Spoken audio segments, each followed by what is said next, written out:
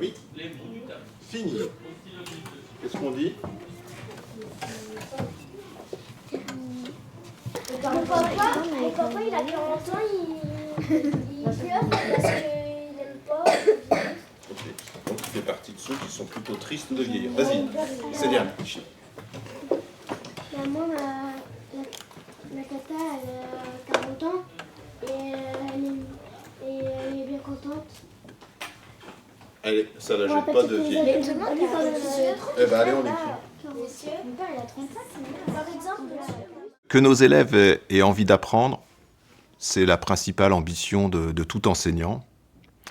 Parce qu'on sait que quand on est face à des élèves motivés, c'est 80-90% des problèmes que rencontre l'école qui sont réglés.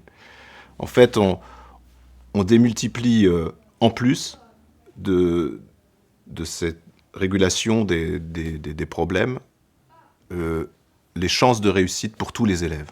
Un enfant qui rentre motivé à l'école, il a beaucoup plus de facilité à se mettre au travail, il a beaucoup plus de facilité à se concentrer, et nous, en tant qu'enseignants, on se régale d'avoir face à nous des élèves qui sont dans cette dynamique. Donc il y a un vrai enjeu à ce que l'école crée ce désir d'apprendre. On doit être très prudent avec les enquêtes internationales type PISA, parce que d'abord, elles mettent en concurrence les systèmes éducatifs, ensuite parce qu'elles n'évaluent pas tout, mais on peut quand même s'intéresser à certaines des conclusions, et il y en a une, celle de 2022, qui doit particulièrement attirer notre attention, parce que dans la conclusion de l'enquête PISA de 2022, il est dit que plus de 50% des élèves des pays de l'OCDE n'ont pas de motivation intrinsèque, dit autrement, n'ont pas envie ou n'ont pas le désir d'apprendre des nouvelles choses à l'école. Or, ça veut dire que donc, moins de la moitié des élèves ont envie d'apprendre à l'école. Et ça doit vraiment nous préoccuper parce que si c'est un constat qui ne surprendra personne, il est interpellant. Alors, il faut qu'on s'interroge sur comment on va susciter chez nos élèves ce désir d'apprendre chez tous nos élèves. Alors, quand on parle de motivation intrinsèque, de quoi on parle en réalité? Parce que de la motivation, on sait tous de quoi il s'agit. Le fait qu'elle soit intrinsèque, ça signifie qu'elle n'a pas besoin, que la personne, l'individu n'a pas besoin d'une promesse de récompense ou d'une menace de sanction pour se mettre au travail. Il y a en chacun de nous, mais ça on en fait tous l'expérience, des moments où on peut très facilement se mettre au travail sans avoir cette promesse de récompense, sans avoir cette crainte de la sanction. Et c'est cette motivation qu'on appelle la motivation intrinsèque. Il y a un enjeu, donc, à ce que l'école crée des conditions pour que cette motivation puisse s'exercer. Alors, il y a des chercheurs qui ont travaillé sur ce sujet et qui, aujourd'hui, peuvent nous éclairer et qui définissent, en fait, 3 facteurs qui suscitent cette motivation. Le premier facteur, c'est le sentiment d'autodétermination. C'est-à-dire ce sentiment qu'on choisit l'activité dans laquelle on va s'investir. Le deuxième facteur, c'est la montée en compétence une fois que l'activité a été menée. L'individu doit sentir qu'il a appris des choses et qu'il a donc progressé. Et le troisième facteur, c'est ce qu'on appelle la reconnaissance par ses pairs, PAIR, c'est-à-dire du travail qui a été mené, il doit y avoir une forme de reconnaissance, quelle que soit d'ailleurs la forme qu'elle prendra. C'est donc intéressant que l'école se demande comment elle peut organiser le travail pour que ces 3 facteurs soient réunis au sein d'une classe. Et d'une certaine manière, c'est un peu comme ça que les choses se sont faites, sans qu'on en ait forcément conscience. Mais aujourd'hui, on peut le dire, si nos élèves aiment venir à l'école, se mettent très facilement au travail et sont dans une ambiance sereine, tranquille dans les activités qu'on propose, c'est peut-être, et c'est sans doute, parce que les 3 facteurs de la motivation intrinsèque sont réunis. Du coup, se pose la question, mais alors quelle est l'organisation qui permet à ces 3 facteurs d'être réunis ? En fait, l'organisation de la vie d'une classe, telle qu'on la vit nous, elle peut se résumer en 3 types d'activités. La première activité, on la nomme l'activité d'expression. Et j'ajouterai d'expression libre. Et l'expression, dans la classe, elle se vit de plusieurs manières, d'une certaine manière, autant de manières qu'il y a de formes d'expression. Bien sûr, on pense en premier à l'expression orale, c'est-à-dire qu'on va dédier du temps pour que les enfants aient la possibilité de s'exprimer à l'oral. Alors ici, dans ma classe, ça passe par ce que j'appelle l'entretien, ou certains appellent ça le quoi de neuf, c'est-à-dire un temps dédié à l'expression orale où un enfant pourra raconter ce qu'il a envie de raconter, montrer ce qu'il a envie de montrer, ou expliquer ce qu'il a envie d'expliquer. L'autre mode d'expression, c'est l'expression écrite. Et là encore, on organise la classe pour que du temps soit dédié à l'expression écrite, que ce soit pour produire un texte libre ou que ce soit pour rédiger un exposé sur un sujet qui nous intéresse, qui intéresse l'élève. Mais l'expression, elle peut aussi prendre la forme d'autres formes. Elle peut bien sûr, on pense évidemment à l'expression artistique, parce que évidemment, le dessin, la peinture sont des moyens de s'exprimer, la musique aussi, et puis le corps aussi peut être un moyen de s'exprimer. Donc l'expression corporelle, elle a aussi du temps qui lui est consacré. Et il y a un mode d'expression auquel on ne pense pas de manière intuitive, mais qui pourtant peut s'exercer, c'est l'expression mathématique. C'est facile, d'une certaine manière, on peut le dire comme ça, de mettre des enfants en expression mathématique à travers des créations qui vont faire l'objet ensuite d'un travail purement mathématique. Bref, ce temps-là d'expression, il est organisé et donc il est varié pour que tous les modes puissent être explorés par les élèves. Quand cette expression a lieu, pour l'enseignant, c'est une occasion d'aller chercher, à travers la vie qui s'exprime, le matériau pour organiser les apprentissages. C'est à travers cette vie, à partir de cette vie, qu'il va permettre aux élèves de se mettre au travail, qui sera un travail, dans ce cas-là, de recherche. Et c'est le deuxième type d'activité qui est organisé dans la classe, c'est ce temps de recherche. D'une certaine manière, tous les temps d'expression se transforment grâce à du questionnement, grâce à des échanges, par une problématisation. C'est-à-dire qu'on va faire de l'événement, faire de la vie qui est exprimée, une problématique qu'on va chercher à résoudre.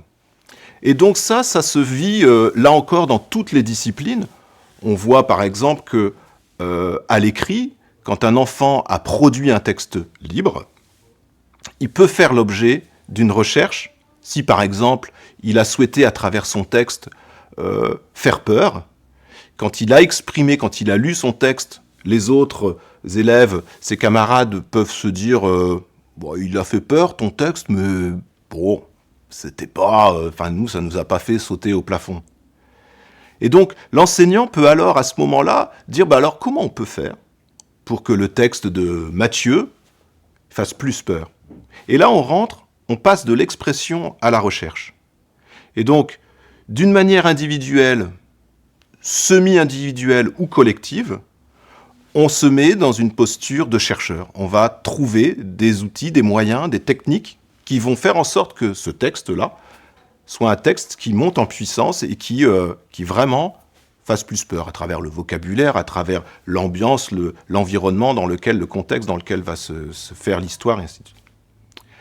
Dans toutes les disciplines, on peut passer de l'expression à la recherche de cette manière-là. Par exemple, un enfant ramène une étoile qu'il a mis, nous dit-il, au sommet de son sapin quand il l'a décoré quelques semaines avant Noël. Il en est très fier parce que dans sa famille, quand on laisse la personne installer l'étoile, c'est comme si on lui offrait la possibilité de grandir. Et donc, il est tellement fier qu'il a envie de la présenter à ses camarades. Ça, c'est l'expression. Il vient, il raconte cette histoire, qui est une histoire auquel il tient beaucoup, donc chargée d'émotions. Le rôle de l'enseignant, à ce moment-là, ça aurait pu être un autre, mais en tous les cas, à ce moment-là, ça a été de dire, ton étoile, elle a combien de branches ? Donc 5 branches, ok, puis on constate qu'elles ont toutes la même taille. Et elles sont toutes réparties de manière uniforme. Et donc, se pose la question, mais alors comment on fabrique, comment on trace une étoile à 5 branches aussi réussie ? Et donc là, on voit encore une fois de la vie, de l'expression, à la recherche. Et les élèves vont se mettre, alors là, en l'occurrence, il s'est été mis tout seul, à chercher une méthode qui va lui permettre de tracer une étoile à 5 branches parfaite. Voilà. Donc voilà, l'expression, elle n'a son intérêt que si elle se traduit après par un temps de recherche. Et cette recherche n'a son intérêt que si elle se prolonge, elle aussi, par ce qu'on appellera, nous, dans la classe, la communication, qui est en fait le 3e type d'activité qui s'exerce dans la classe. Et là encore, la communication, elle prend diverses formes. La première forme que prend la communication, c'est quand l'enfant qui a mené une recherche la présente à ses camarades, ou présente son texte finalisé à ses camarades, un texte donc qu'il a enrichi par du vocabulaire, par un contexte sur la peur. Il va le présenter et ses camarades vont constater qu'effectivement, il fait plus peur, il est plus intriguant et que du coup, il suscite beaucoup plus d'émotions.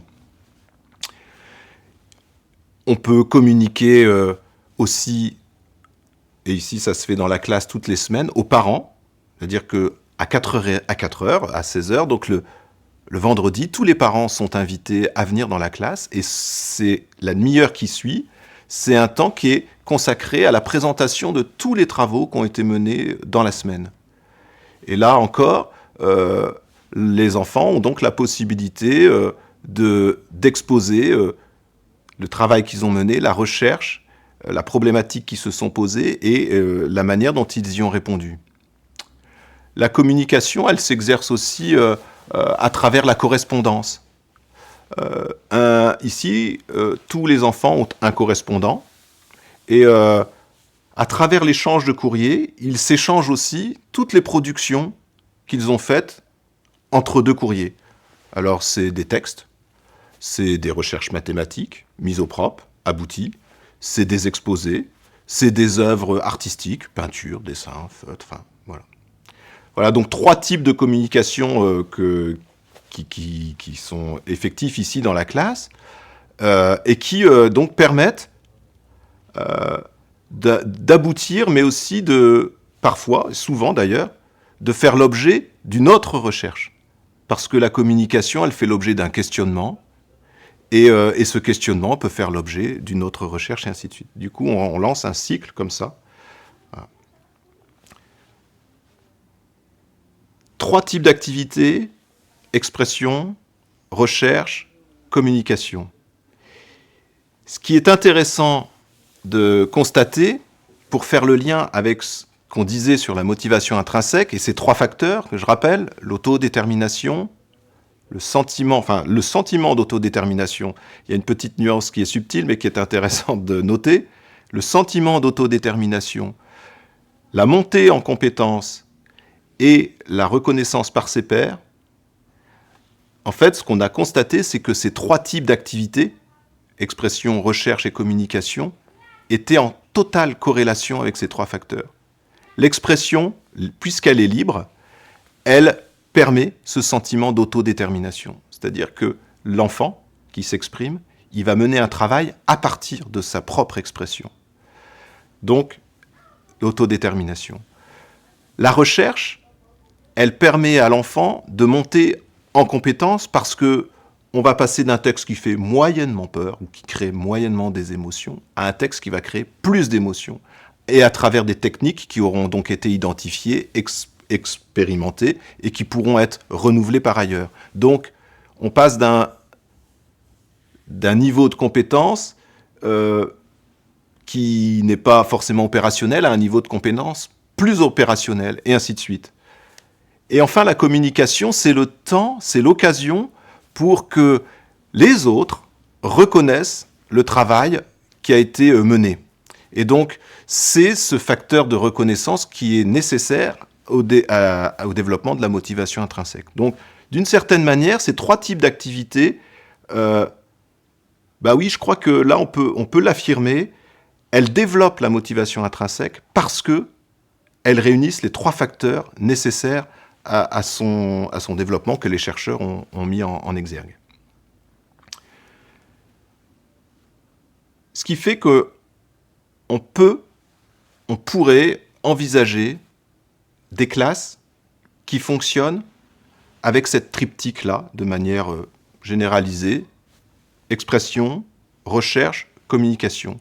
Et d'une certaine manière, on remplace la triptyque, on va dire traditionnelle, mais encore très effective dans beaucoup d'écoles, qui est la triptyque leçon, exercitation, évaluation.